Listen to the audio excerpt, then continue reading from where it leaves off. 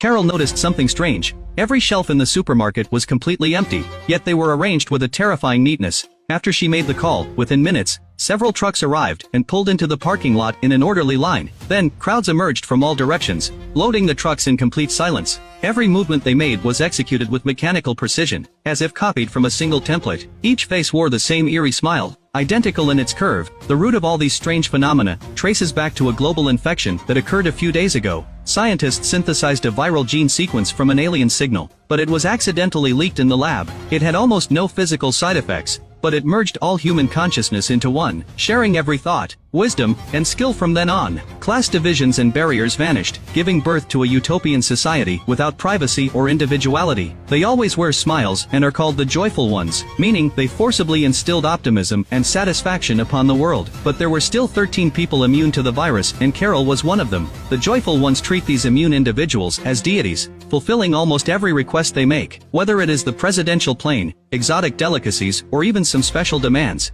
they never refuse. What about an atom bomb? Yes.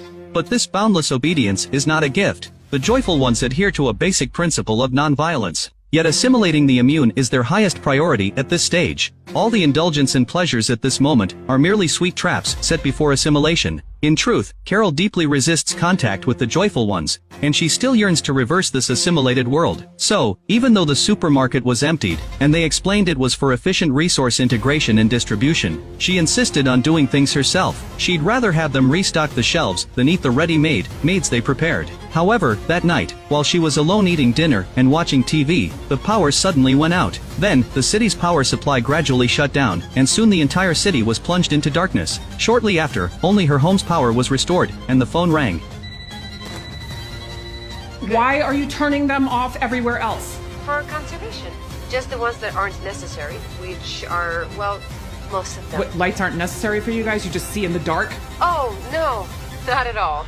It's just that there's no crime to prevent, and we're not working at night, except for essential operations. Water treatment, hospitals, things like that. Even though Carol didn't care whether the city was lit up, the thought of her normal life being eroded bit by bit ignited her anger. Carol, is there anything we can do to cheer you up? Cheer me up? Why? I'm fine. I'm so happy. There is nothing wrong with me that a fucking hand grenade wouldn't fix. You got one of those? Because I think that would be the perfect topper for the greatest week in human history.